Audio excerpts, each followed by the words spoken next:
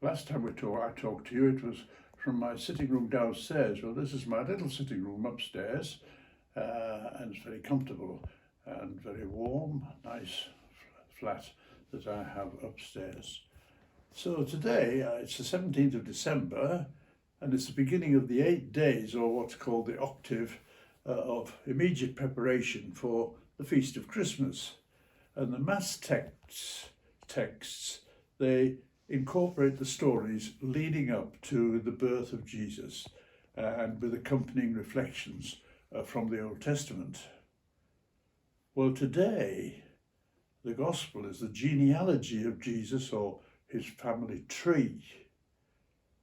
It always seemed to me, in former days, I always used to think it was an absolutely pointless exercise, one after another of all these people.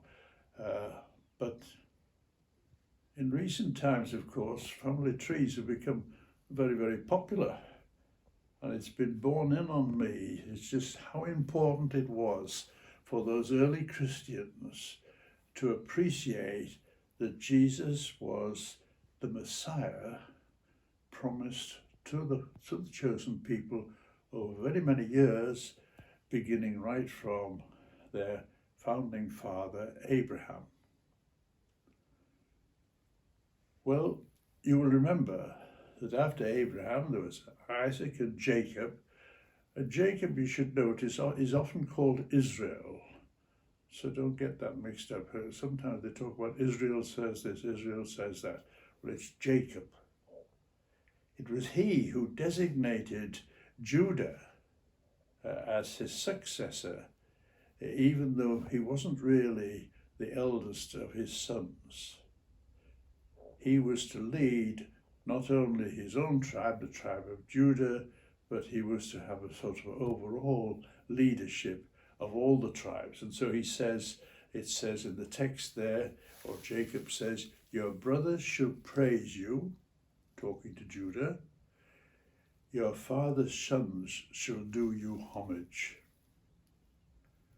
Well, it occurred to me that the first time that Judah exercised something of that authority was when his brothers, when they were plotting to kill Joseph. You remember they were out looking after their sheep, and Joseph came down later, and they plotted to kill him.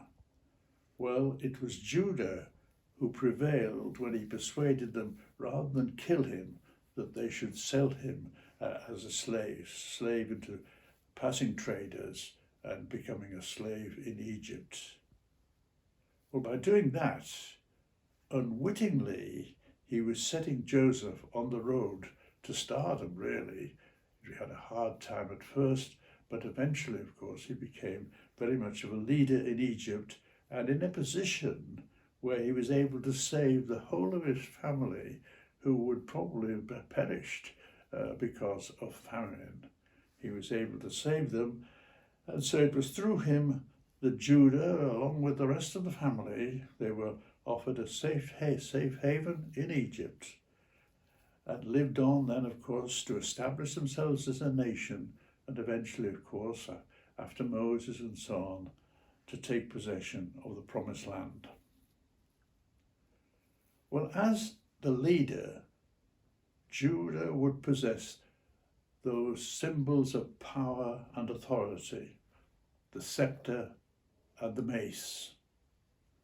The scepter shall not pass from Judah, nor the mace from between his feet, until he comes to whom it belongs, that he is Jesus, the promised Messiah. So the scepter shall not pass from Judah, nor the mace from between his feet, until he comes to whom it belongs, to whom the people shall render obedience. Well, by adoption too, we belong to that same family, the family that is at the heart of God's revealing himself to the fallen human race, revealing himself first to Abraham, then through Isaac and Jacob, and now, today, mentioning there through Judah, Subsequently, of course, narrowing it down through David, narrowing it down to his branch of the family. And then, of course, coming right down to Jesus himself, God revealing himself to us through Jesus, his Son, God made man. And now continuing to reveal himself to us, his adopted children, through the working of the Holy Spirit, both within ourselves and within the church.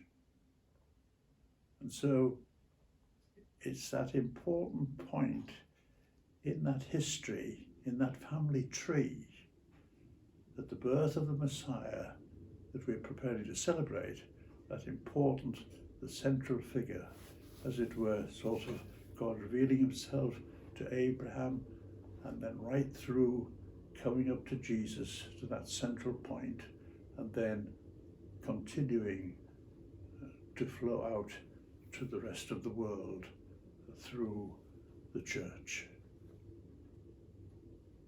God bless you all, in the name of the Father, and of the Son, and of the Holy Spirit.